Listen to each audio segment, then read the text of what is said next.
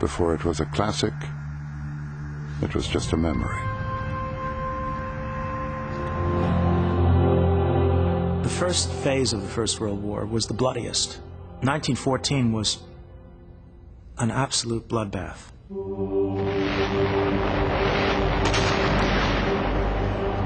German, French, and British armies clashed like crazy giants in the battlefield of France. Entire companies were sometimes wiped out in one day's battle. Remarque went off to war, and his life changed forever. The Great War changed the lives of everybody it touched. From his experience burst forth the character of Paul Baumer, an image of youth and innocence. All Quiet on the Western Front has the simplest of plots. It drops us into a world of death and dying. This simple story has been called the greatest anti-war novel ever written. It is a mythological novel because it describes senseless dying more simply and more completely than any novel I've ever read. Remarque was only 18 when he was drafted. He was eager to serve.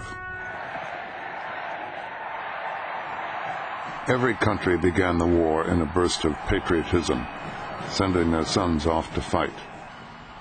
You are our iron youth. You will all respond. The entire class will go as one man to serve the fatherland. Remarque tells the story through the eyes of a young German student, Paul Baumer. In the 1979 movie, we see Paul swept up by the war. He has no idea what lies ahead. It's the custom to assign one old hand to every new platoon. The reality is brought home by an older veteran, Cat. He tells them what they really need to know. In training camp, they filled you full of fancy information on how to be a soldier. We're going to work hard to forget all that. The young men have been sent out straight from high school into battle. They have been betrayed, tricked, if you like, by their teachers, by their parents. They were sent out into this totally strange alien environment, and they learn very quickly indeed that everything they've learned so far has been meaningless.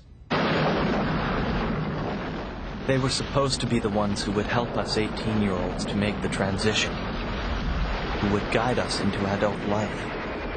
We believed in them. Our first experience of heavy artillery fire showed us our mistake, and the view of life that their teaching had given us fell to pieces under that bombardment.